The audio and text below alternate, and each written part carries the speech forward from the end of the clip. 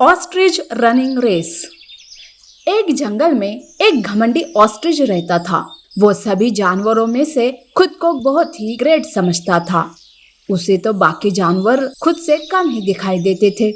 एक बार वो धीरे धीरे जाते हुए कछुए को देखता है और कहता है, ओ कछुए, तुम कैसे धीरे धीरे चलते हो? ऐसे धीरे धीरे चलने से तो तुम्हें घर जाने के लिए रात हो जाएगी। क्या मैं तुम्हारी कुछ मदद कर सकता हूँ घर जाने के लिए?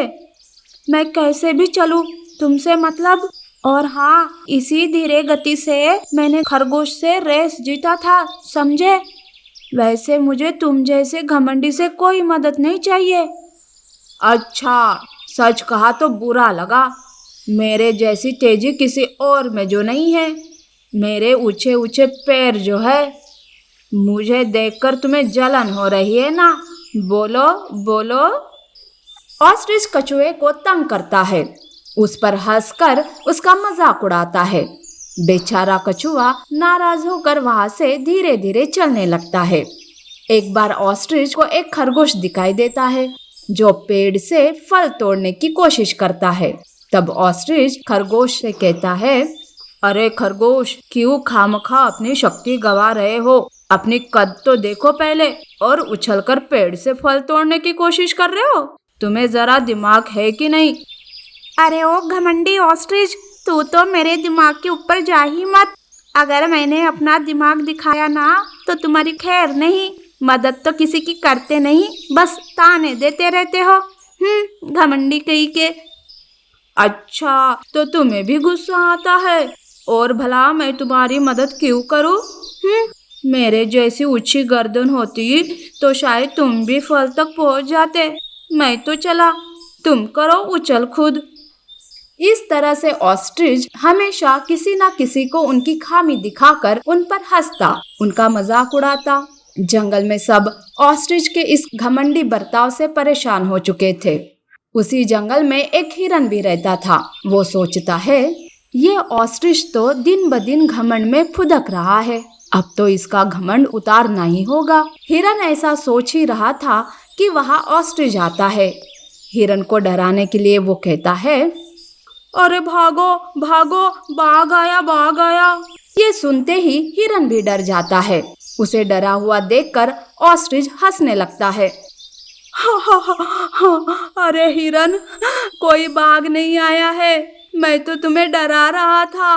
तुम भी ना, ये क्या मजाक है? ये कोई मजाक नहीं, ये तो सच्चाई है कि तुम बाघ से डरते हो। मुझे देखो, मैं ना शेर से डरता हूँ और ना ही बाघ से। मेरे पैर का एक किक मिल गया ना तो सब मुझसे ही डरते हैं, समझे?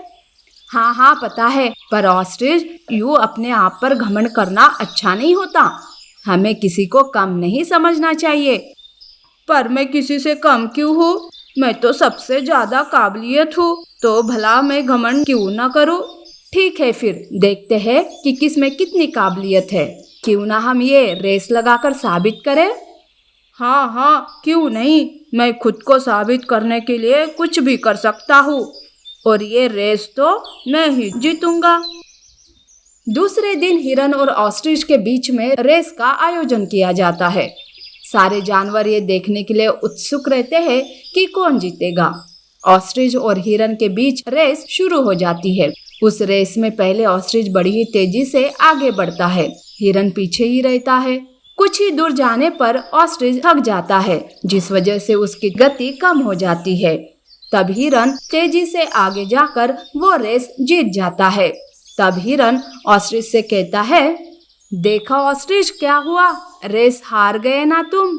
इसीलिए कहता हूँ कि कभी घमंड नहीं करना चाहिए और ना ही किसी को कम समझना चाहिए, समझे? ऑस्ट्रिच को हारा देखकर सारे जानवर खुश हो जाते हैं।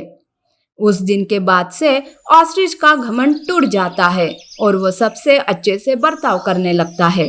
नीति: हर किसी में काबिलियत के साथ साथ कोई ना कोई कमी भी रहती है, इसीलिए हमें अपनी काबिलियत पर घमंड करके दूसरों को नीचा नहीं दिखाना चाहिए।